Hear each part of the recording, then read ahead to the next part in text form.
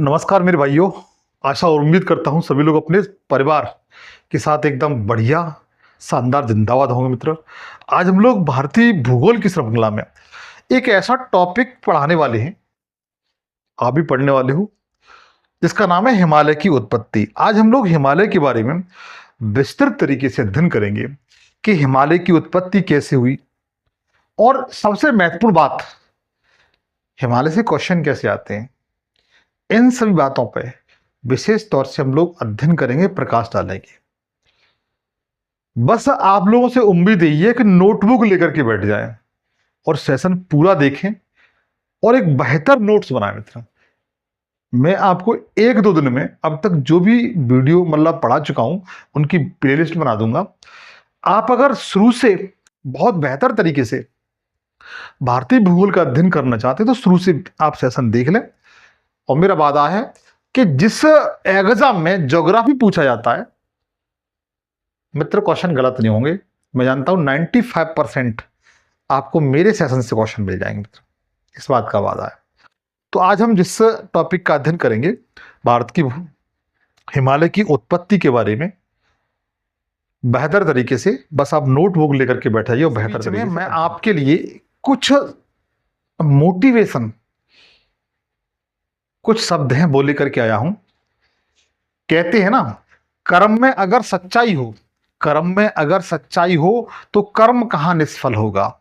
कर्म में अगर सच्चाई है तो कर्म कहां निष्फल होगा। हर एक संकट का हल होगा, वो आज नहीं तो कल होगा। तो मित्र, आप इन्हीं बातों पर ध्यान रखते हुए विशेष तौर से आज नहीं तो कल आपको सफलता जरूर मिलेगी। ऐसा अभी तक हुआ नहीं है कि आप जिस व्यक्ति ने अथक प्रयास किया हो उसकी तपस्या या उसका कर्म या उसके द्वारा किया गया कार्य कभी निष्फल रहा हो। इसलिए आप निरंतर प्रयास करते रहें, ऐसी मेरी उम्मीद है। तो चलिएगा, हम लोग हिमालय की उत्पत्ति के बारे में, हिमालय की उत्पत्ति के संबंध में मोस्टली दो सिद्धांत हैं, दो प्रिंसिपल हैं, वो बहुत महत्वपूर्ण हैं। अर्थात उनके द्वारा ही, अर्थात दो एक भूगोलवेत्ता हैं जिन्होंने अपने प्रिंसिपल में, अपने सिद्धांत में हिमालय की उत्पत्ति के बारे में विशेष तौर से बेहतर तरीके से व्यवस्था मतलब व्याख्या की है। हालांकि वर्ल्ड ज्योग्राफी के फिजिकल ज्योग्राफी का पार्ट हो जाता है, लेकिन हम लोग वहां इतने डीपली नहीं जाएंगे। लेकिन जिन दो महान भूगोलवेत्ताओं ने हिमालय की उत्पत्ति के बारे में कहा है, उन पे हम लोग उनके जो सिद्धांत हैं उनके बारे में थोड़ा थोड़ा जान लेंगे। तो क्या सिद्धांत हैं, किसने सिद्धांत दिए हैं, सबसे पहले उनके बारे में बताएंगे। सबसे पहले हम लोग कोबर का जो सिद्धांत है, एक भूगोलवेत्ता है कोबर का भूसन्नति सिद्धांत। देखो मित्र, क्वेश्चन पूछा जा सकता है कि भूसन्नति का सिद्धांत किसने दिया था, तो कोबर ने दिया था। भाई, किसने दिया था? कोबर ने दिया था। ध्यान रखना कि भूसन्नति का जो हिमालय की उत्पत्ति के संबंध में सिद्धांत है, वो किसने दिया है, तो कोबर ने दिया है। एक भूगोलवेत्ता और हैं जिनका बारे में आप लोग जान लीजिएगा, जिन्होंने हिमालय की उत्पत्ति के संबंध में सिद्धांत दिया है। इनका नाम हैरी हेस है। इनका नाम क्या है मित्र? हैरी हेस। यही भूगोलवेत्ता है। इन्होंने प्लेट टेक्टोनिक सिद्धांत दिया बच्चों। कौन सा? प्लेट विवर्तनिकी सिद्धांत कहा जाता है। ये क्या होती है बताऊंगा। प्लेट विवर्तनिकी सिद्धांत दिया है मेरे भाई। इसे हम लोग प्लेट टेक्टोनिक सिद्धांत कहते हैं। प्लेट टेक्टोनिक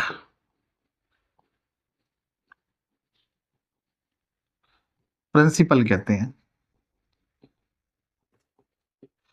प्लेट टेक्टोनिक सिद्धांत इसे बच्चों कहा जाता है।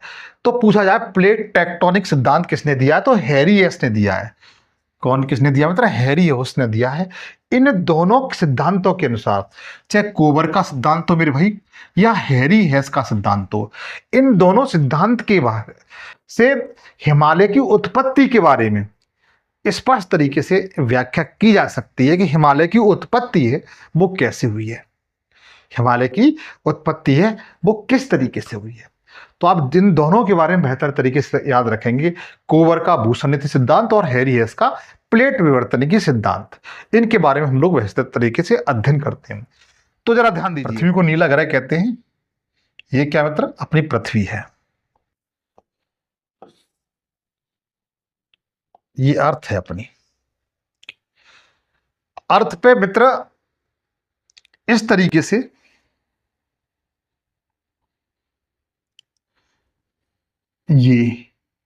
ये भूखंड था पहले। आज जो आप जितने भी कॉन्टिनेंट्स देखते हैं, जितने भी महाद्वीप देखते हैं ना, पहले ये सभी एकत्रित थे, सभी एक स्थान पर थे। मैं चलो एक चित्र के माध्यम से अलग से और बताने का प्रयास करता हूं, हालांकि यहां तो बताऊंगा ही, लेकिन इसके अलावा एक चित्र के माध्यम से और आपको बताने का प्रयास करता हूं ताकि चीजें आपकी और बेहतर तरीके से क्लियर हो जाए। जैसे मित्र,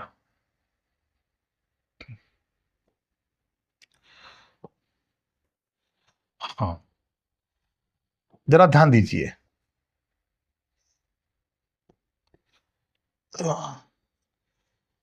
जरा मित्र ध्यान दीजिए।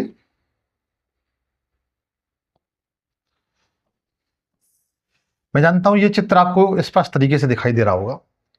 मैंने ये वाला चित्र यहां बना दिया है, ठीक है।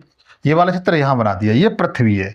पृथ्वी पे जो आप कॉन्टिनेंट्स देखते हैं ना, मतलब ये वाले जितने महाद्वीप देखते हैं, जैसे ये अफ्रीका महाद्वीप है, यूरोप महाद्वीप है, यूरेशिया कहते हैं, उत्तरी अमेरिका, दक्षिण अमेरिका, अंटार्कटिका, ऑस्ट्रेलिया, आप जितने 7 कॉन्टिनेंट्स को देखते हैं ना, पहले ये सारे कॉन्टिनेंट्स मित्र एक जगह इस तरह एकत्रित थे। तो आपको इस तरह दिखाई दे रहे हैं ये वाले, ये सभी एक जगह थी। वही मैंने चित्र मित्र यहां बताने का प्रयास किया है, वही मैंने चित्र यहां बनाने का प्रयास किया है। क्लियर हुआ? ये जो आपको भूखंड एक जगह दिखाई दे रहा है, जो बाद में कॉन्टिनेंट्स बने, इसको पेंजिया कहा जाता था मित्र। इसको क्या कहते थे? पेंजिया कहते थे।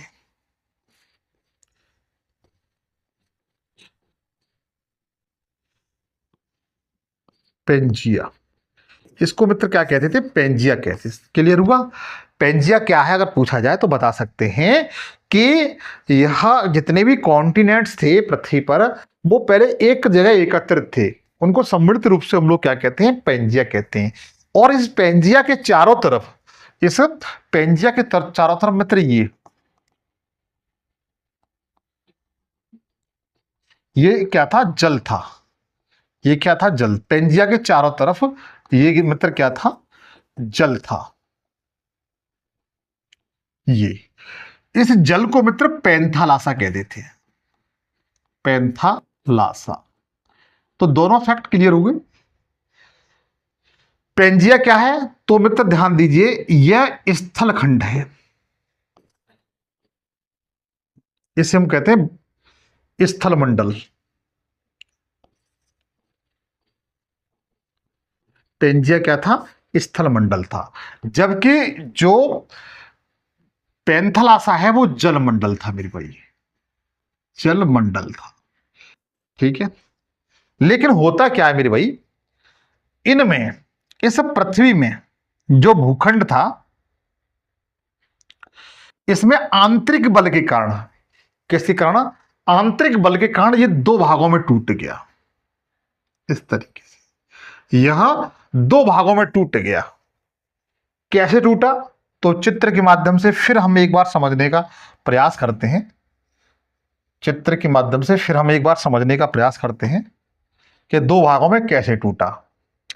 आंतरिक बल के कारण। किसके कारण? मतलब आंतरिक बल के कारण।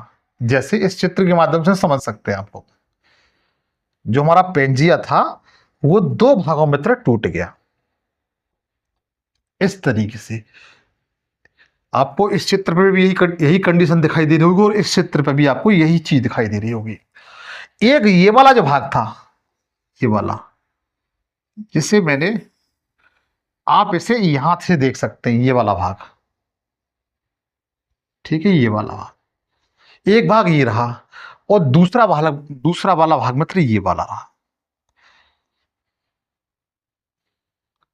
ये वाला, ये सेकंड भाग रहा, ये पहला भाग रहा, ठीक है। और इसमें यही चित्र में ये वाला भाग रहा, दूसरा वाला। चीजों को समझिए, ये वाला, ठीक। मित्र, जो ऊपर वाला भाग था, ये वाला,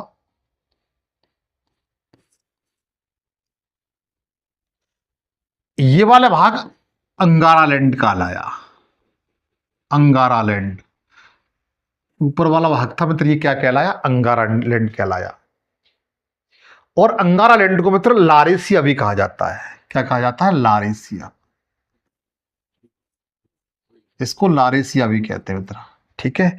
और जो नीचे वाला मेरे भाई भाग था, ये वाला सेकंड वाला, इसको गोंडवाना लैंड कहते हैं। गोंडवाना लैंड कहते हैं। मतलब जो पेंजिया था मित्र पहले, वो दो भागों में टूट गया। जो ऊपर वाला भाग था उसे हम लोग अंगारा लैंड कहते हैं, और जो नीचे वाला भाग था, ये वाला, उसे गोंडवाना लैंड कहा गया। क्या कहा गया? गोंडवाना लैंड का। यहां तक किसी भाई को दिक्कत नहीं होनी चाहिए, ऐसी मैं उम्मीद करता हूं। यहां तक किसी को दिक्कत नहीं होनी चाहिए। और इसके बीच में मेरे भाई जो पैंथला सा था, जल था, वो इस तरीके से भर गया। देखो ये क्या है? जल है। ये सारा जल तो है, ये वाला, ये वाला, ये क्या है? जल। इसके बीच में इस तरीके से भर गया। ये क्या भर गया? जल भर गया। इससे जो अपना पैंथलासा का पार्ट था, इसको टेथिस सागर कहा गया। क्या कहा गया? टेथिस सागर। सागर कहा गया। क्या कहा गया मित्र? इसको टेथिस सागर कहा गया। तो ये सारे फैक्ट आपको क्लियर हो गए। जो पेंजिया था उसमें आंतरिक बल के कारण ये दो भागों में टूट गया। ऊपर वाला भाग अंगारलैंड, जैसे लारेसिया भी कहा गया, और नीचे वाला भाग जो गोंडवाना लैंड कहा गया, ठीक है। इसके बीच में जल भर गया था पैंथलासा का, उसे टेथिस सागर कहा गया। इतनी बातें आप जो लोगों को बेहतर तरीके से क्लियर हो चुके होंगे। एक बात मित्र कहूंगा, मित्र सेशन आप लोग पूरा देखें, ईमानदारी से मैं सच बता रहा हूं। अगर आपने बेहतर तरीके से सारी क्लासों को देख लिया तो क्वेश्चन आपके गलत नहीं होंगे, इस बात का 95% मेरा वादा है मित्र। चलिएगा, इतना आपको क्लियर हुआ? हाँ, फिर एक बार कुछ चीजों को समझिए। जैसे मैंने अभी आपको एक चित्र के माध्यम से कुछ चीजें बताई, इस चित्र के माध्यम से, ये वाला, ठीक। जैसे ये मित्र ये टूटा अंगालैंड और गोंडवाना लैंड में इस तरीके से, ये अंगारा लैंड कहलाया, ये वाला, इसे लारेसिया कहते हैं। और दूसरा वाला पार्ट था मित्र, इसे गोंडवाना लैंड कहते हैं, ये वाला। यहां पर चित्र से माध्यम से आपको बताने का मैं प्रयास कर रहा हूं। जो मैंने यहां पर चीजें बताई वो यही बता रहा हूं, ठीक है। पहले ये पेंजिया था, वो इस तरह से दो भागों में टूट गया। ऊपर वाला भाग लारेसिया या अंगारा लैंड कहलाया, और नीचे वाला गोंडवाना लैंड कहलाया। इतना क्लियर हुआ। लेकिन हुआ ऐसा मित्र, इनमें भी क्रैक्स पड़ने लगे, इनमें भी दरारें पड़ने लगी, इस तरीके से, इस तरीके से ये भी टूटने लगे। अंगारा लैंड और गोंडवाना भी लैंड भी इस तरीके से टूटने लगे। और ये टूटने क्रम मित्र इस तरह से हो गया, जो आप तीसरे वाले चित्र में देख रहे हैं ना, ये तीसरे वाले चित्र में ये इस तरीके से आप देख सकते हैं, ये इस तरीके से टूट गया, इस तरह टूटा। और ये क्रम यहां पर, ये लगभग 100 मिलियन ईयर्स पहले की बात है बच्चों।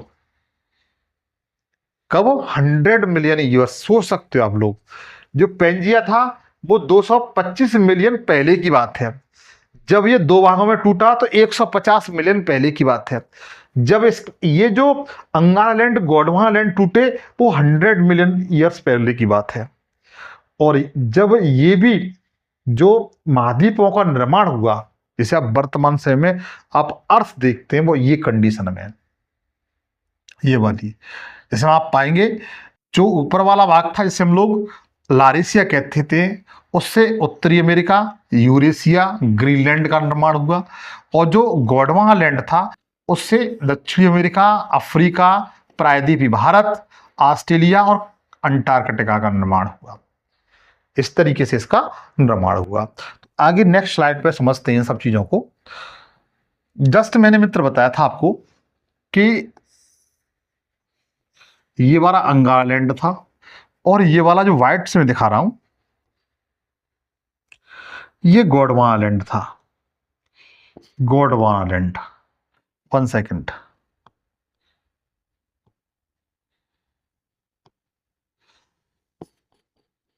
गोंडवानालैंड, मैं जानता हूं आप इसको बेहतर तरीके से इस सिद्धांतों को समझ लेंगे ना, तो इन फ्यूचर कभी चीज भूलेंगे नहीं। इसको अंगारालैंड कहते हैं। तो जो अंगारालैंड है इसे लारेसिया भी कहा जाता है मित्र। इससे मित्र कौन कौन से कॉन्टिनेंट्स या द्वीपों का निर्माण हुआ, तो आप इस तरह से देख सकते हैं। उत्तरी अमेरिका है, यहाँ पर ग्रीनलैंड है, और यहाँ पर यूरेशिया है। इसका निर्माण हुआ किस किस का, तो लिख यहाँ जो अंगारालैंड से किस किस का निर्माण हुआ, तो बताइएगा। उत्तरी अमेरिका, उत्तरी अमेरिका याद रखना मित्र। पूछा जाए उत्तरी अमेरिका का निर्माण किससे हुआ, उत्तरी अमेरिका का निर्माण किससे हुआ है, तो बता सकते हैं अंगारालैंड से या लारेसिया से। पूछा जाए ग्रीनलैंड का निर्माण किससे हुआ है, किसका, ग्रीनलैंड का। इसका भी निर्माण मित्र ध्यान दीजिएगा किससे हुआ, आप समझ गए होंगे ना, अंगारालैंड से। ठीक है। और यूरेशिया, यूरेशिया, यूरेशिया का मतलब जानते हैं आप लोग, यूरोप प्लस एशिया। क्योंकि यूरोप और एशिया मित्र एक ही प्लेट पर स्थित हैं, इसको संयुक्त रूप से यूरोशिया कहा जाता है, इन दोनों को। अर्थात हम लोग कह सकते हैं कि उत्तरी अमेरिका, ग्रीनलैंड, यूरोप और एशिया, इनका जो निर्माण है मित्र वो किससे हुआ है, तो अंगारालैंड या फिर लारेशिया से हुआ है। इतनी बातें आप लोगों को समझ में आई, इतनी बातें मुझे लगता है आप लोगों के समझ में आ चुकी होंगी। इसी तरीके से मेरे भाई जो गोंडवानालैंड है, गोंडवानालैंड इसमें भी आंतरिक बल पड़ा, बल के कारण ये भी टूट गया इस तरीके से। दक्षिणी अमेरिका, इधर आप पाएंगे अफ्रीका है इस तरीके से, यहाँ अंटार्कटिका है, यहाँ पर प्रायद्वीपी भारत है, मतलब भारत है। यहाँ पर इस तरीके से आप देखेंगे ये ऑस्ट्रेलिया है, ये ऑस्ट्रेलिया है। तो गोंडवानालैंड से मेरे भाई याद रखना, दक्षिणी अमेरिका, दक्षिणी अमेरिका का निर्माण हुआ है, अफ्रीका का निर्माण हुआ है, अफ्रीका कॉन्टिनेंट का, अफ्रीका का निर्माण हुआ है। इसके साथ साथ अंटार्कटिका, अंटार्कटिका का निर्माण आपकी गोंडवानालैंड से हुआ है। भारत का निर्माण इसी से हुआ है मित्र। ऑस्ट्रेलिया का निर्माण, ऑस्ट्रेलिया है मित्र, ये भी इसी से बनी है। ऑस्ट्रेलिया है, यह भी इसी से बनी है। ठीक है। तो कभी कभी सिंपल तरीके से क्वेश्चन पूछ लिया जाता है कि निम्न में से ऑस्ट्रेलिया किसका भाग है, या फिर निम्न में से कौन अंगारालैंड का पार्ट नहीं है। निम्न में से कौन अंगारालैंड का भाग नहीं है। पहला ऑप्शन आपका ये दे दिया जाएगा, दूसरा नंबर ये दे दिया जाएगा, तीसरा नंबर यूरोप दे दिया जाएगा, और चौथे नंबर पर ऑस्ट्रेलिया दे दिया जाएगा। इस तरीके से भाई क्वेश्चन ये पूछा जाएगा, निम्न में से कौन लारेशिया का भाग नहीं है। तो आप क्या बताएंगे, चार आपके सामने ऑप्शन होंगे। पहला उत्तरी अमेरिका, दूसरा ग्रीनलैंड, तीसरा यूरोप, और चौथा ऑस्ट्रेलिया। तो आप क्या बताएंगे, तो आपका आंसर यही तो होगा ना, ऑस्ट्रेलिया। क्योंकि ऑस्ट्रेलिया के बारे में मैं आपको बता चुका हूं, ये गोंडवानालैंड का पार्ट है, अंगारालैंड या लारेशिया का नहीं है। ये क्वेश्चन मित्र आपके एग्जाम में पूछा गया है, इसलिए मैंने बताने का प्रयास किया। यहां तक मेरे भाई किसी को दिक्कत ऐसी मैं उम्मीद करता हूं नहीं होनी चाहिए। ठीक, यहां तक आपके सारे कंसेप्ट हैं वो क्लियर हो चुके होंगे। अब आगे चलिएगा। मैंने जस्ट आपको बताया कि जैसे एक जो प्लेट होती है, महाद्वीपीय प्लेट है ये वाली, जिसे हम लोग यूरेशिया कहते हैं। क्या कहते हैं, यूरेशिया, यूरेशिया। मतलब हम इसमें यूरोप प्लस एशिया, इसको संयुक्त रूप से यूरेशिया कहते हैं भाई। एक प्लेट ये वाली है यूरेशिया, जो किसका भाग थी, मैंने बताया था आपको, अंगारालैंड का, लारेशिया का, लारेशिया या अंगारालैंड का पार्ट थी ये, किसका, अंगारालैंड का पार्ट थी। लेकिन जो भारत में ना आपको बताया था, ये गोंडवानालैंड का भाग था। किसका, गोंडवानालैंड का। पहले भारत कुछ इस तरह से हुआ करता था। चलो मैं एक इमेज के माध्यम से बताने का प्रयास करता हूं। तो पहले भारत मित्र अंगारालैंड का पार्ट हुआ करता था, सॉरी गोंडवानालैंड का। इसने क्या किया, ये जो अपना भारत है वो धीमे धीमे इस तरह से ऊपर बढ़ने लगा, इस तरीके से। और एक समय ऐसा आया कि अपना जो भारत है, जो यूरेशियाई प्लेट है ये वाली, ये यूरेशियाई प्लेट है, यहां पर आकर के इस तरीके से, इस तरीके से ये हो गया। ठीक है, इस तरीके से यहां पर मिल गया, मेरा मतलब ये। लेकिन मित्र यहां ध्यान दीजिए, यहीं से हिमालय की उत्पत्ति होती है। जब ये इस तरीके से ऊपर जा रहा था ना, इस तरीके से, इस तरीके से ऊपर जा रहा था मेरे भाई, तो इधर बीच में जल था, ये क्या था, ये जल। इस जल को मतलब टैथिस सागर कहते थे, टैथिस सागर। क्या कहते थे, टैथिस सागर कहते थे। जब ये इस तरीके से ऊपर जा रहा था, प्राय जो अपना भारत है, तो इस जो टैथिस सागर में जो अवसाद थे, जो सेडिमेंट्री थी, जो अवसाद थे, अवसाद मित्र जब ये ऊपर जाएगा, पुश करेगा, जैसे एक चीज यहां पर इस तरह से पुश करेगी, इसके में जो बीच में जो चीजें होगी वो आगे बढ़ेंगी, और जब ये नजदीक आती जाएगी तो या तो चीजें वो नीचे ली जाएंगी या फिर ऊपर आ जाएंगी, इस तरीके से। तो जो इसमें जो अवसाद थे टैथिस सागर में, वो धीमे धीमे यहां पर इस तरीके से, इस तरीके से मुड़ करके इस तरीके से एकत्रित हो गए।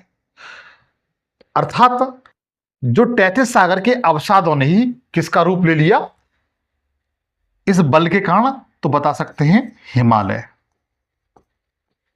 हिमालय का रूप ले लिया मेरे भाई। और इसकी 3 श्रृंखलाएं बन गई। कितनी, 3 श्रृंखलाएं बन गई। कंडीशन ये हुई कि जो एशियाई प्लेट थी, या हम कह सकते हैं यूरेशियाई प्लेट थी, वो भारतीय प्लेट इस तरह टकरा गई, और टकराने के बाद जो एशियाई प्लेट थी, जो भारी प्लेट थी, और भारतीय प्लेट थी वो हल्की प्लेट थी। टकराने के कारण इसके अंदर जो टैथिस सागर के अवसाद थे वो ऊपर उठ गए, और जो एशियाई प्लेट थी वो नीचे इस तरह धस गई, सॉरी, जो एशियाई प्लेट थी वो ऊपर उठ गई और भारतीय प्लेट नीचे इस तरीके से धसती चली गई। इस कारण जो हिमालय का निर्माण हुआ, और वो भी कैसे, वर्णित हिमालय का। इस हम लोग फोल्डिंग माउंटेन कहते हैं। क्या कहते हैं, फोल्डिंग माउंटेन कहते हैं।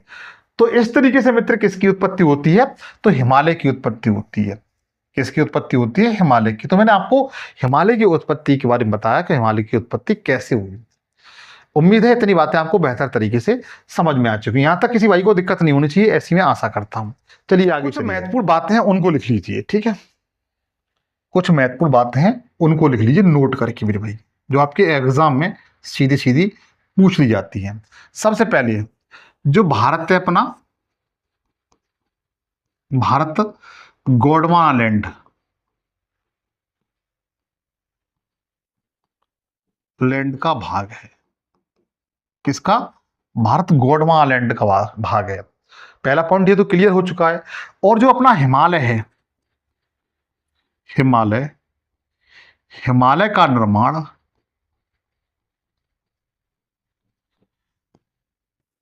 टैथिस सागर,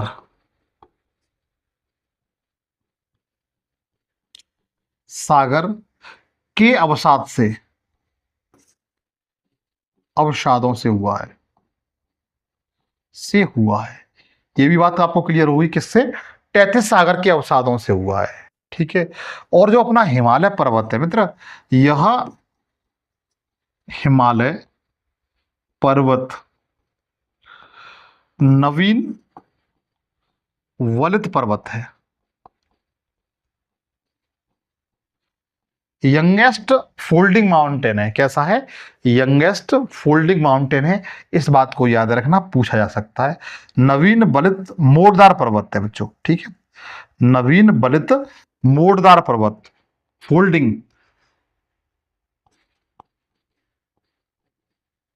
पर्वत है। इस बातों को ध्यान रखना। अपना माउंटेन है वो कैसा है? नवीन वलित मोड़दार पर्वत है। और इसका निर्माण किससे हुआ है? अवसादों से हुआ है। किसके? तैतीस सागर के। इसलिए हम कह सकते हैं कि जो हिमालय पर्वत है इसका निर्माण अवसादी चट्टानों से हुआ है। कैसे? अवसादी चट्टानों से निर्माण हुआ है। किसका मित्र? हिमालय पर्वत का। हिमालय पर्वत का। हिमालय पर्वत का निर्माण किससे हुआ है? अवसादी चट्टानों से हुआ है मित्र। इतनी बातें आप लोगों को क्लियर हुई? बताइए, यहां तक किसी भाई को दिक्कत नहीं होनी चाहिए। आगे चलें, आगे जरा ध्यान दें। अब आप एक काम करें, मेरे साथ एक भारत का प्यारा सा मैप बनाएं ताकि चीजें आपको और बेहतर तरीके से क्लियर हो जाएं। ठीक है, मेरे साथ प्यारा सा भारत का मैप बनाएं। और मित्र, उम्मीद ये करता हूं आप सभी भाई जो भी इस सेशन को देख रहे हैं, सभी भाई लोग या बहन भारतीय मैप बनाना आप लोग 100% सीख लें। भारतीय मैप बनाना आप लोग 100% सीख लें ताकि इन फ्यूचर आपको कोई दिक्कत नहीं होनी चाहिए भारतीय मैप बनाने में। ठीक है, ये अपना भारत है। मैंने आपको बताया था कि जो हिमालय है, हिमालय इस तरीके से है, इस तरीके से। 1 सेकंड।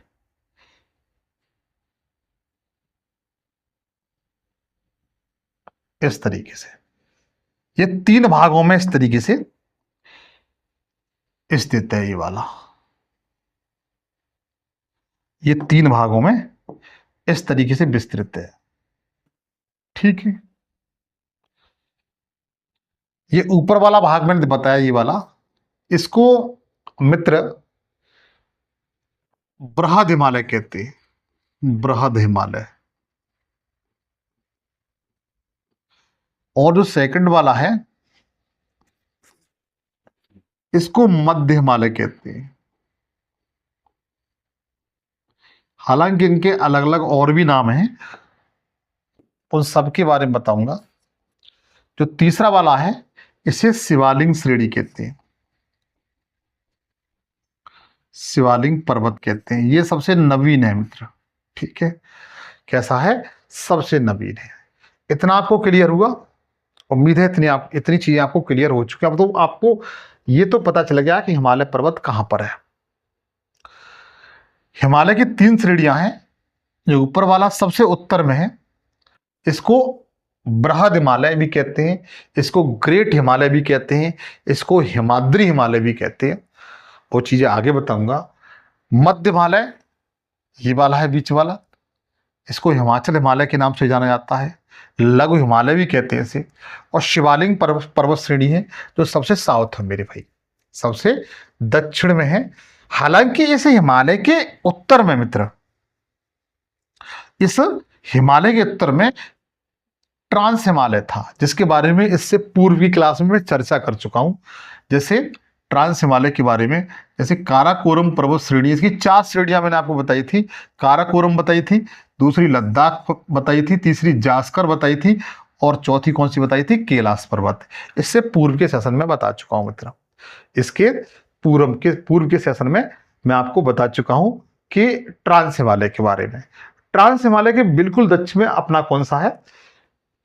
बृहद हिमालय है। उसके बाद मध्य हिमालय है। उसके बाद क्या है? शिवालिक। क्लियर हुआ? सबसे ऊपर क्या है? ट्रांस हिमालय। ट्रांस हिमालय। इसके बाद बृहद हिमालय है, मध्य हिमालय और शिवालिक। उम्मीद है ये सारी बातें आप लोगों को क्लियर हो चुकी मित्र। ये सारी बातें आपको क्लियर हो गई। अब जरा आगे जरा ध्यान दें। ये तीनों चीज समझ में आ गई। ये जो हिमालय मैंने आपको बताया था, हिमालय यहां तक जाने के बाद इस तरीके से मुड़ गया, इस तरीके से मुड़ गया ये। ठीक, इधर अपना कौन सा कंट्री पड़ोसी मुल्क है, तो इधर मित्र म्यांमार है। इधर क्या है, म्यांमार। इसे प्राचीन समय में क्या कहते थे, वर्मा कहते थे, जिसकी राजधानी रंगून हुआ करती थी। अच्छा, ये जो इधर फोल्ड ये साउथ की तरफ मूव कर गया ना हिमालय, इसको म्यांमार में अराकानयुमा कहते हैं। क्या कहते हैं, अराकानयुमा।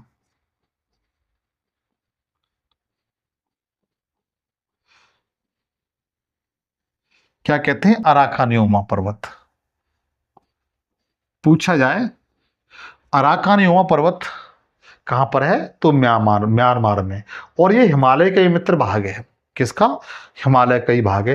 हालांकि एक बात और जरा ध्यान दीजिएगा, आप बंगाली खाड़ी में यहां पर द्वीप देखते हैं इस तरीके से, जिन पर भारत का अधिकार है, इन्हें अंडमान निकोबार द्वीप समूह कहते हैं। क्या कहते हैं, अंडमान निकोबार द्वीप समूह कहते हैं। मित्र अंडमान निकोबार द्वीप समूह ना मित्र, ये मित्र हिमालय की चोटियां हैं। क्या हैं, ये हिमालय की चोटियां हैं। किसकी, हिमालय की चोटियां मेरे भाई। ठीक है, पूछा जाए कि ये क्या है, तो हिमालय की चोटियां हैं। इतनी बात मैं जानता हूं आप लोगों को क्लियर हो चुकी होंगी। और इसके साथ साथ अपना जो हिमालय है, ये वाला जो आपको दिखाई दे रहा है, अगर इसकी औसत लंबाई देखी जाए, यहां से यहां तक इसकी टोटल लंबाई है, कुल औसत लंबाई, औसत लंबाई पूछा जाए कि जो हिमालय पर्वत है मित्र, इसकी औसत लंबाई, मतलब हम कह सकते हैं इसकी सबसे जो पश्चिमी चोटी है, ये पश्चिमी चोटी है, ये वाली, यहां से लेकर के, और जो पूर्वी चोटी है ये वाली चलो, इसे नामचा वर्मा कहते हैं। क्या कहते हैं, नामचा वर्मा। नामचा वर्मा ये चोटी है बच्चों, अरुणाचल प्रदेश में है, एपी में है। कहां पर है, अरुणाचल प्रदेश में। यहां से लेकर के, और ये इसकी सबसे पश्चिमी चोटी ये वाली, ये वाली, इसे नंगा पर्वत कहते हैं। क्या कहते हैं, नंगा पर्वत कहते हैं। यहां से और यहां तक इसकी जो टोटल लेंथ है मित्र, ये वाली, वो लगभग लगभग 24,000 किलोमीटर की समथिंग है। पूछा जाए हिमालय की लंबाई कितनी है, तो आप क्या बताएंगे कि हिमालय की जो लंबाई है वो लगभग लगभग 24,000 किलोमीटर है मित्र। कितनी है, 24,000 किलोमीटर है। और इधर से पश्चिम से पूरब की ओर जाने पर हिमालय की जो ऊंचाई है वो क्रम से वो निरंतर बढ़ती जाती है। इस बात को भी ध्यान रखेंगे। एक बात और याद रख लेना मित्र, कि जो अपना हिमालय है, ये तो कुल मैंने लंबाई बता दी। अगर इसकी चौड़ाई की बात की जाए, इसकी चौड़ाई की बात की जाए, तो चौड़ाई कितनी है, तो चौड़ाई मित्र इसकी विशेष तौर से पश्चिम दिशा में, कितने, पश्चिम दिशा में इसकी जो चौड़ाई है वो अधिक है, और पूर्व दिशा में इसकी चौड़ाई कम है। तो पूर्व में कितनी है, पूर्व में, तो ध्यान रखना इसकी चौड़ाई है वो 150 किलोमीटर के समथिंग है। कितनी, 150, मतलब यहां पर जो लेंथ है वो कितनी है, वो 150 किलोमीटर है मेरे भाई। क्लियर हुआ, पूर्व दिशा में। और पश्चिम की बात की है, पश्चिम में इसकी चौड़ाई कितनी है हिमालय पर्वत की, तो लगभग 500 किलोमीटर। कितनी, 500 किलोमीटर, मतलब यहां पर लंबाई है, चौड़ाई है वो ज्यादा है, लगभग 500 किलोमीटर है। और पूर्व में कितनी है, वो 150 किलोमीटर है। मतलब ये है कि देखो यहां ऊंचाई बढ़ रही है लेकिन चौड़ाई घट रही है। यहां ऊंचाई बढ़ रही है पूर्व दिशा में, लेकिन चौड़ाई क्या हो रही है, कम हो रही है मेरे भाई। लेकिन यहां पर चौड़ाई बढ़ रही है तो ऊंचाई कम हो रही है। इन बातों को आप लोग बेहतर तरीके से याद रख सकते हो। ठीक है, और अगर पूछा जाए हिमालय की औसत ऊंचाई कितनी है, ये तो चौड़ाई बता दी, मैं लंबाई बता दी।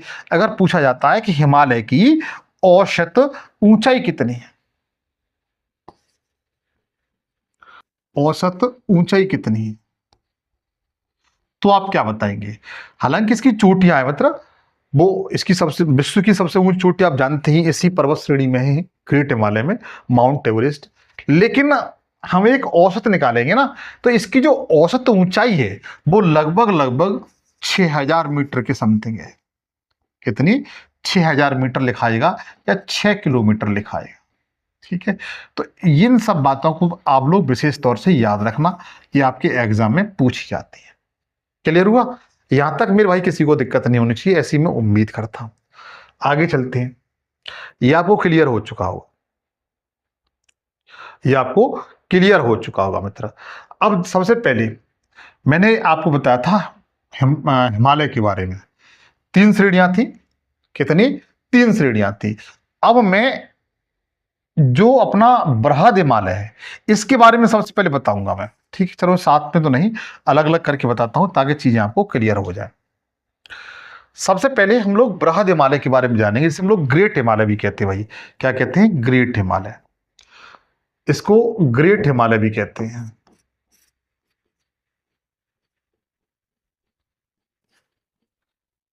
ग्रेट हिमालय भी इसे कहते हैं, बृहद हिमालय भी कहते हैं, और इसके साथ साथ इसे हिमाद्री हिमालय भी कहते हैं। हिमाद्री हिमालय, देखिए इसके इसके जो नाम है ना वो अलग अलग इसलिए हैं। ग्रेट इसको इसलिए कहा जाता है, बृहद इसलिए कहा जाता है कि जो 3 हिमालय हैं, जो 3 श्रेणियां हैं, उनमें सबसे बड़ा और लंबा है। और इसकी जो चोटियां हैं, इसका जो पीक है, वो हमेशा वर्ष भर बर्फ से ढकी रहती हैं, हमेशा स्नोफॉल होता रहता है। इसलिए इस हिमालय को हिमाद्री हिमालय भी कहा जाता है मेरे भाई। और विश्व की इस अधिकांश जितनी भी ऊंची चोटियां हैं ना, उसमें सर्वाधिक जो चोटियां हैं वो इसी ग्रेट हिमालय पे स्थित हैं। ठीक है, किस पर स्थित हैं, ग्रेट हिमालय पर स्थित हैं। अब जैसे मान के चलिए, सबसे पहले इसके बारे में थोड़ा जाने। इसकी जो ऊंचाई है, इस जो अपना बृहद हिमालय, ग्रेट हिमालय, हिमाद्री हिमालय, इसकी जो औसत ऊंचाई, इसकी जो औसत ऊंचाई है, इधर लिख देता हूं, औसत ऊंचाई कितनी है, तो 6000 मीटर समझ लीजिए। ठीक है, कितनी है, 6000 मीटर है। पूछा जाए इसकी औसत ऊंचाई कितनी है, तो 6000 मीटर के समथिंग है। अच्छा, इस पे जो चोटियां हैं, इस पर जो चोटियां हैं वो कौन कौन सी हैं, जो अक्सर पूछी जाती हैं। जैसे कामित पर्वत है, कामित, कामित चोटी है, कामित चोटी हुई, और नंदा देवी हुई, ये चोटी है। पूछा जाए, कामित चोटी और नंदा देवी है, चोटी है, ये महान हिमालय की चोटियां हैं। और किस राज्य में, तो ध्यान रखना ये उत्तराखंड में। कहां पर है, उत्तराखंड में। ध्यान रखना मित्र, ये कामित चोटी है या कामित पर्वत है, और जो नंदा देवी है हिमालय की चोटियां हैं। किसकी, हिमालय की। इस तरीके से ये कामित हुई और ये नंदा देवी हुई, नंदा देवी। लेकिन ये है कहां पर है, तो मित्र ये उत्तराखंड में। कहां पर, उत्तराखंड में। और किसकी चोटियां हैं ये, तो ये हिमालय की मेरे भाई। किसकी, बृहद हिमालय की, या ग्रेट हिमालय की, बृहद हिमालय की, या हिमाद्री की। इन चीजों को बारीकी से समझिए जो मैं कहना चाहता हूं। पूछा जाए कि कामित चोटी है वो निम्न में से किसकी चोटी है, ऑप्शन दिया होगा कि आप ये बताएं, ग्रेट हिमालय, मध्य हिमालय, लघु हिमालय, या सतपुड़ा रेंज। इस तरीके से 4 ऑप्शन होंगे, तो आप क्या लगाएंगे, ये ग्रेट हिमालय की है भाई। किसकी है, ग्रेट हिमालय की है। इतनी बात क्लियर हुई, जिस तरीके से बताना चाहता हूं आप चीज समझ चुके होंगे। लेकिन इसके साथ साथ एक बात और याद रखना, जो कामेत चोटी है ये उत्तराखंड की है। कहां पर स्थित है, लोकेटेड है, तो बताएंगे उत्तराखंड में भी। ठीक है, कहां पर है, उत्तराखंड में। इसके साथ साथ और इस ग्रेट हिमालय की और कौन कौन सी चोटियां हैं जो आपके एग्जाम पूछी जाती है। जैसे माउंट अन्नापूर्णा, माउंट अन्नापूर्णा। कौन सी? अन्नापूर्ण। ध्यान रखना ये पूछी जाती है। ये भी किसकी है? बृहदिमालय की है मेरे भाई। किसकी है? बृहदिमालय की है। और ये कहां पर है? तो ये नेपाल प्लस तिब्बत के बॉर्डर पर है। तिब्बत मतलब चीन। तिब्बत पर चीन ने अधिकार कर रखा है ना, इसलिए चीन भी लिख सकते हैं आप। यहां पर कोष्टक में लिख भी देता हूं चीन, चाइना।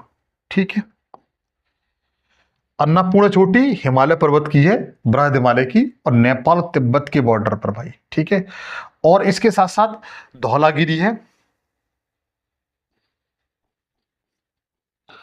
धौलागिरी चोटी है। ये कहां पर है? ये नेपाल में। कहां पर है? नेपाल में। क्लियर हुआ? और सबसे महत्वपूर्ण चोटी जो इसकी सबसे ऊंची चोटी है, दुनिया की भी सबसे ऊंची चोटी है, एशिया की भी सबसे ऊंची चोटी है, उसका नाम क्या है? तो माउंट एवरेस्ट। Mount Everest. इसकी ऊंचाई 8,850 मीटर कहीं कहीं मिलती है, कहीं पर 48 मीटर मिलती है मेरे भाई। ठीक है। बुरा मत मानिए इस चीज को, क्योंकि इसका विकास आज भी जारी है। प्लेटें हैं वो निरंतर एक दूसरे के ऊपर चढ़ रही हैं। ठीक है। तो इसकी ऊंचाई बढ़ रही है। तो माउंट एवरेस्ट ये विश्व की, आप लिख भी सकते हैं यहां पर,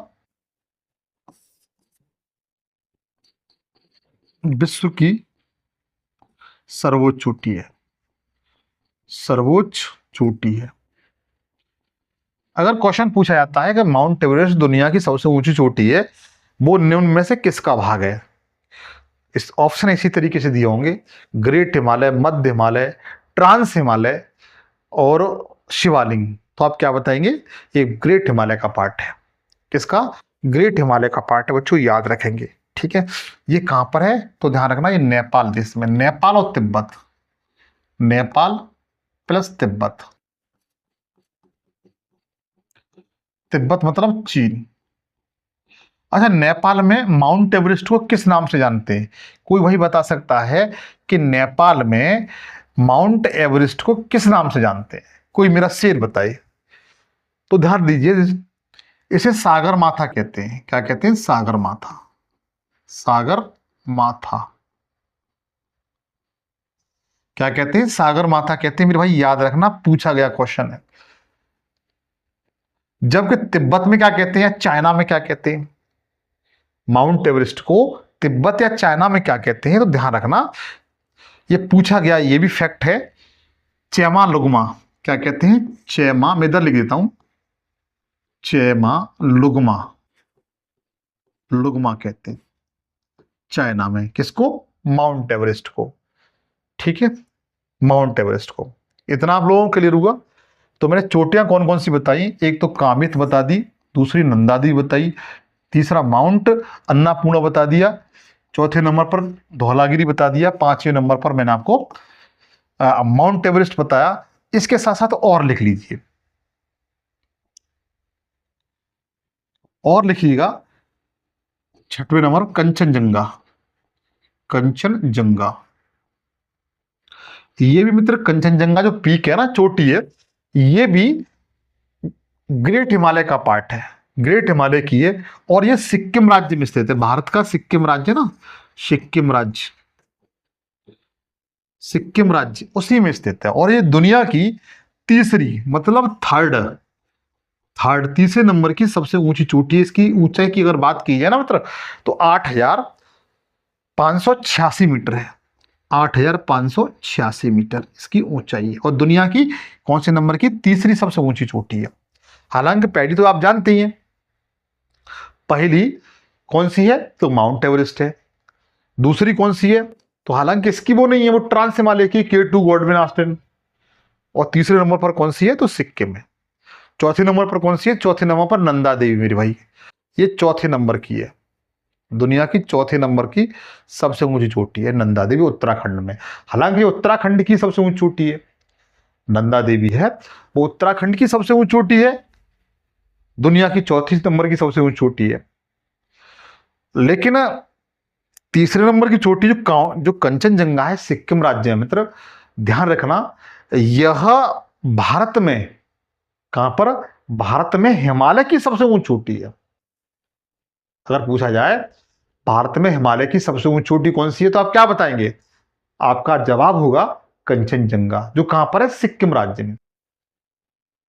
ये भारत में, ध्यान रखना, इस पॉइंटों को बड़ा बारीकी से समझिएगा।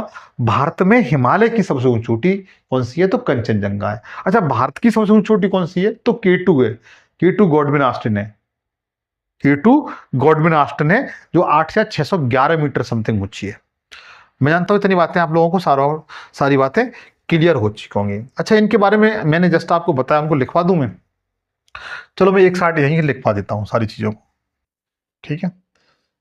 ये सारी चीजों को मैं लिखवा देता हूं मेरे भाई। हाँ, बारी बारी से इन सब के बारे में लिखवा देता हूं। माउंट एवरेस्ट, एवरेस्ट विश्व की सर्वोच्च चोटी है। सर्वोच्च चोटी है। क्लियर हुआ मेरे भाई? हालांकि नेपाल में से सागर माथा कहते हैं, चीन में से। अच्छा, ये कहाँ स्थित है? ये मैंने बताया था आपको। ये हाँ बता दिया, नेपाल और तिब्बत की सीमा पर स्थित है। इसको चाइना में चेमालुंगडुंग कहते हैं। और अगर आपसे पूछा जाता है कि एशिया की सबसे ऊंची चोटी कौन सी है, तो आप इसी को बताएंगे। क्लियर हुआ? इसके साथ साथ कुछ और बातें जान लीजिए। ये विश्व की सबसे ऊंची चोटी, ये तो क्लियर हो गया। अच्छा, भारत में हिमालय की सर्वोच्च चोटी, सर्वोच्च चोटी कौन सी है? बताइए, मैंने अभी आपको बताया था, तो कंचनजंगा है। कंचनजंगा क्या है मित्र? कंचनजंगा है। 8,586 मीटर इसकी टोटल ऊंचाई है। और ध्यान रखना, ये हिमालय की सबसे ऊंची चोटी है सिक्किम राज्य में। कहां पर? सिक्किम राज्य में। भारत का जो सिक्किम राज्य है ना मित्र, उसमें स्थित है ये। क्लियर हुआ? मैं जानता हूं इतनी आप लोगों को क्लियर हो चुका होगा। और एक बात और जान लेना कंचनजंगा के बारे में, यह विश्व की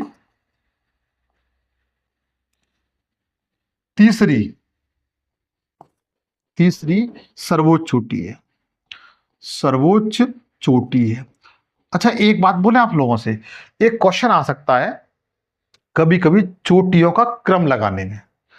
चोटियों का क्रम लगाने में, जैसे समझिए चीजों को, ये क्वेश्चन आपके एग्जाम में आते हैं।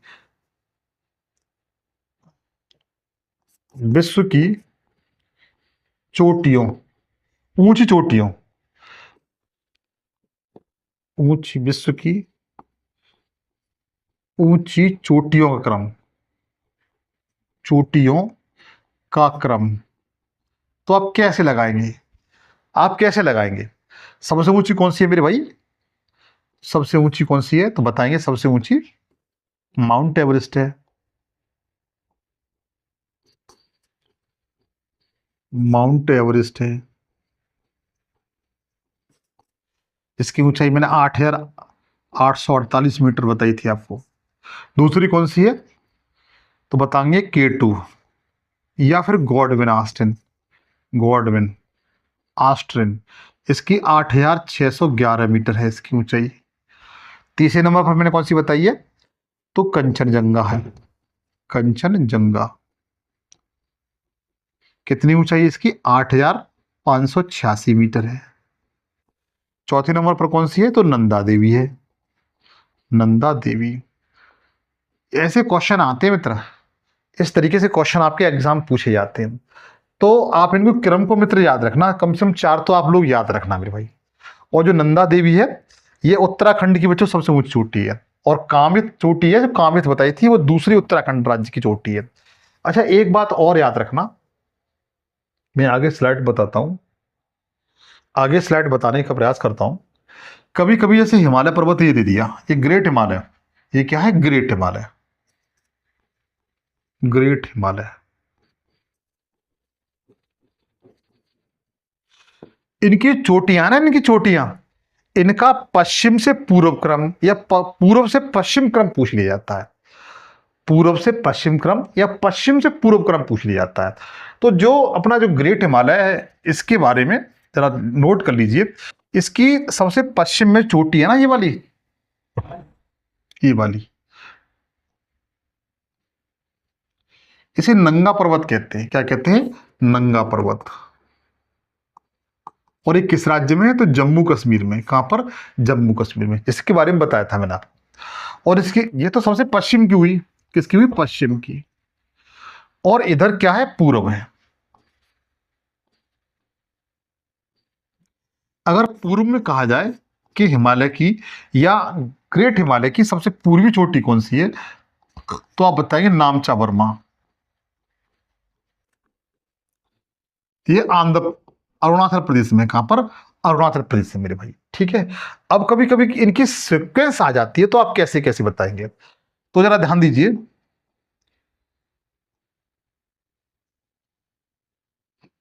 ये दो चोटियां हैं जो आपको दिखाई दे रही हैं, ये, इसका नाम कामित पर्वत है। कामित, कामित पर्वत या कामित चोटी। और इसका नाम ये वाली है, ये वाली, ये कौन सी है? ये नंदा देवी है, नंदा देवी। और ये किस राज्य में है? ये दोनों चोटियां उत्तराखंड राज्य में, यूके में। तो मैं क्रम से बता रहा हूं, ठीक है। उसके बाद आगे चलिए। आगे यहां पर जो चोटी है नेपाल में, यहां पर, इसको अन्नपूर्णा कहते हैं मेरे भाई। अन्नपूर्णा, अन्नपूर्णा, आटा भी तो आता है ना अन्नपूर्णा का। अन्नपूर्णा चोटी है, ये नेपाल में है भाई। कहां पर है? अन्नपूर्णा नेपाल और तिब्बत के बॉर्डर पर है। नेपाल प्लस तिब्बत, तिब्बत के बॉर्डर पर, ठीक है। उसके बाद आगे चलिएगा। आगे जो क्रम है वो इस तरीके से है। एक चोटी ये वाली है, इसको धौलागिरी कहते हैं। क्या कहते हैं? धौलागिरी। इधर लिख देता हूं, धौलागिरी, धौलागिरी, हाँ,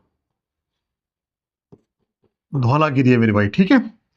और धौलागिरी कहां पर है ये? तो ये नेपाल में है। कहां पर? नेपाल में,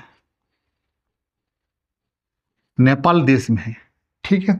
और नोट करिएगा, धौलागिरी के बाद ये वाली चोटी है ना, ये कौन सी हो सकती है, बता सकते हो? Mount Everest, mount Everest, mount Everest है मेरे भाई, ठीक है। और ये कहां पर है? तो नेपाल और तिब्बत की सीमा पर है। ये मैं क्रम लिखा देता हूं, पश्चिम से पूर्व की ओर चलता हुआ मेरे भाई, ठीक है। उसके बाद यहीं पर मकालू है। कौन सी है? मकालू। 1 सेकेंड,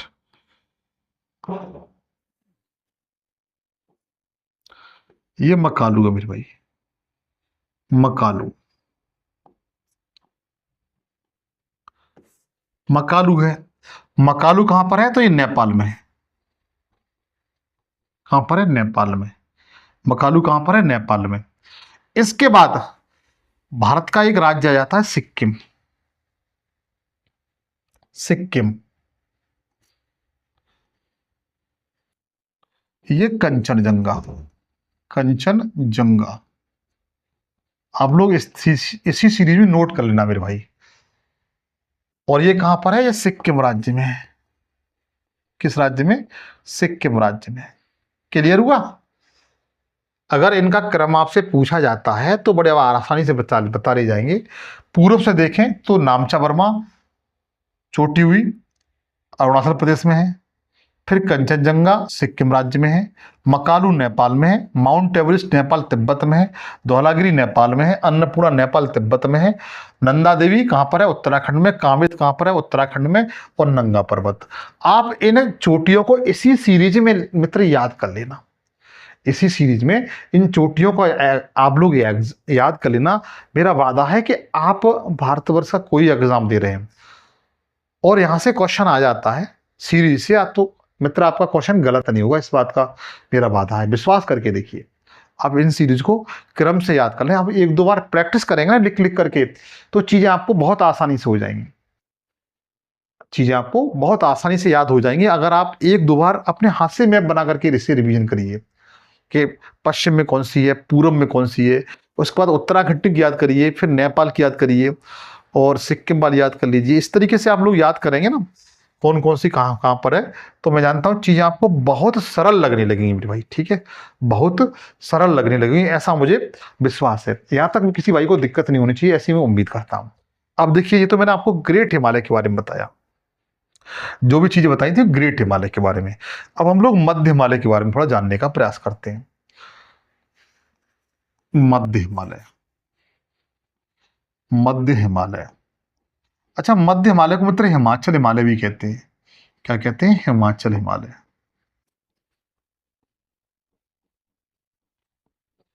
और हिमाचल हिमालय के साथ साथ मित्र इसे लघु हिमालय भी कहते हैं, लघु हिमालय। एक बात मैंने आपको शुरू में बताई थी, जो मध्य हिमालय है या फिर लघु हिमालय, मित्र ये वाला, ये मतलब जो ग्रेट हिमालय इसकी तरह एकदम सीधा नहीं है, ये बीच में कुछ कटा फटा हुआ सा है। कैसा है? कुछ कटा फटा, जैसे यूं, इस तरीके से, इस तरीके से मेरे भाई, क्लियर हुआ? ये इस तरीके से कुछ कटा फटा है, जैसे ग्रेट हिमालय अपना इस तरीके सीधा था, लेकिन ये सीधा नहीं है, ये कैसा है? इस तरह से कुछ कटा फटा है मेरे भाई, ठीक है। इसे हम लोग क्या कहते हैं? मध्य हिमालय, हिमाचल हिमालय या लघु हिमालय कहते हैं, ठीक है। इसकी जो औसत ऊंचाई है, इसकी औसत ऊंचाई,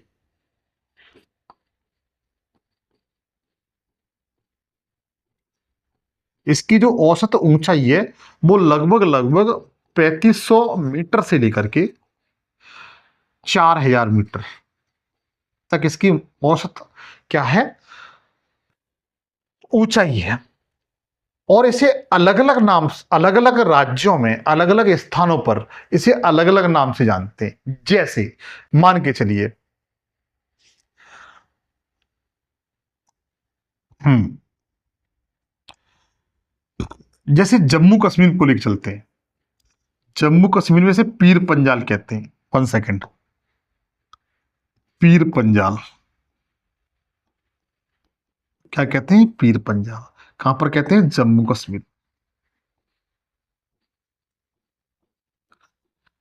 तो ध्यान दीजिए, पीर पंजाल जो पर्वत श्रेणी है वो किसका पार्ट है? पीर पंजाल जो पर्वत श्रेणी है वो किसका पार्ट है? तो आप क्या बताएंगे? यह मध्य हिमालय, हिमाचल हिमालय या लघु हिमालय का पार्ट है, ठीक है। और मध्य हिमालय को जम्मू कश्मीर में किस नाम से जाना जाता है? तो आप बताएंगे पीर पंजाल के नाम से जाना जाता है। किस नाम से? पीर पंजाल के नाम से। इसी तरीके से अगर देखा जाए, हम लोग हिमाचल प्रदेश की ओर आते हैं, तो हिमाचल प्रदेश में इसको धौलाधर कहते हैं। हिमाचल प्रदेश, हिमाचल प्रदेश में इसे धौलाधर श्रेणी कहते हैं, धौलाधर श्रेणी कहते हैं। किसको? हिमाचल हिमालय को। पूछा जाए धौलाधर श्रेणी किसका पार्ट है, तो मध्य हिमालय का। या हिमाचल प्रदेश में मध्य हिमालय को किस नाम से जाना जाता है, तो बताएंगे धौलाधर श्रेणी के नाम से जाना जाता है भाई, ठीक है। यहां तक क्लियर हुआ? किसी भाई को दिक्कत नहीं होनी चाहिए, ऐसी मैं उम्मीद करता हूं, ठीक है। उसके बाद हम लोग बढ़ते हैं उत्तराखंड की ओर, उत्तराखंड की ओर। तो उत्तराखंड में, उत्तराखंड में इसे मंसूरी, मंसूरी कहते हैं। क्या कहते हैं? मंसूरी कहते हैं, या नागा टिब्बा, नागा टिब्बा के नाम से भी जाना जाता है। नागा टिब्बा पर्वत श्रेणी कहां पर है? तो उत्तराखंड में उसे कहते हैं मध्य हिमालय को मेरे भाई। और रही बात नेपाल में, नेपाल में कहां पर मित्र? नेपाल में। तो नेपाल में इसे महाभारत की पहाड़ियां कहा जाता है, महाभारत की पहाड़ियां। और नेपाल में खत्म हो जाता है मेरे ख्याल। तो आप इन चारों को याद रखेंगे। पीर पंजाल कहाँ कहते हैं? मध्य हिमालय को, जम्मू कश्मीर में। धौलाधर कहाँ पर कहते हैं? मध्य हिमालय को, तो बता सकते हैं हिमाचल प्रदेश में। मंसूरी या नागा टिब्बा मध्य हिमालय को उत्तराखंड में कहा जाता है। इसके साथ साथ मध्य हिमालय को महाभारत की पहाड़ियां नेपाल में कहा जाता है। तो ये चारों को आप लोग याद रखेंगे बेहतर तरीके से। और इसके साथ साथ एक बात और याद रख लेना कि जो मध्य हिमालय है, मध्य हिमालय इस तरीके से, इसकी जो घाटियां हैं, इसकी जो घाटियां हैं मित्र, यहां पर तो घाटियों पर मित्र इस तरीके से घास के मैदान पाए जाते हैं। क्या पाए जाते हैं? घास के मैदान। और यहां से आपके एग्जाम में खूब प्रश्न पूछे जाते हैं। घाटियां है ना, वहां पर घास के मैदान पाए जाते हैं। तो अलग अलग राज्य में अलग अलग नाम से इन घास के मैदानों को जाना जाता है। जैसे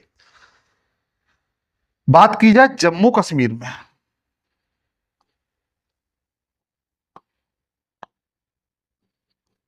जम्मू कश्मीर में, जम्मू कश्मीर में इन घास के मैदान को मर्ग कहते हैं। क्या कहते हैं? मर्ग कहा जाता है, मर्ग। जैसे एग्जाम्पल के तौर पे गुलमर्ग, गुलमर्ग मेरे भाई, गुलमर्ग। सोनमर्ग, सोनमर्ग। पूछा जाए गुलमर्ग सोनमर्ग क्या है, तो जो अपना मध्य हिमालय है, मध्य हिमालय की जो घाटियां हैं उसमें घास के मैदान को कहा जाता है। गुलमर्ग हुआ, सोनमर्ग हुआ। ठीक है, इतना क्लियर हुआ। इसी तरीके से अगर बात की जाए उत्तराखंड में, उत्तराखंड में इन घास के मैदानों को क्या कहा जाता है, तो ध्यान रखना बुग्याल कहा जाता है। बुग्याल पूछा गया है, सॉरी, बुग्याल, बुग्याल कहा जाता है या प्यार कहा जाता है, प्यार। ठीक है, ये क्या है? घास के मैदान है मित्र। क्या है? घास के मैदान है। और इससे आगे की जानकारी मैं अगले सेशन में दे दूंगा, क्योंकि सेशन लंबा हो जाएगा तो आपको भी बोरिंग फील होने लगे। ठीक है, तो ये सेशन आपको ईमानदारी से कैसा लगा आप मुझे कमेंट सेक्शन में मेरे भाई जरूर बताएंगे। और सेशन पे नए हो, सेशन को सब्सक्राइब कर लेना, क्योंकि आपका भाई इसी प्लेटफॉर्म पर जीएस के सारे विषय फ्री पढ़ाता है। मैथ मुकुल सर पढ़ाते हैं, Avinash sir current affair Hindi जैसे विषयों को बहुत बेहतर तरह से पढ़ाते हैं। आपसे फिर जल्द मुलाकात होगी, तब तक जय हिंद, जय भारत।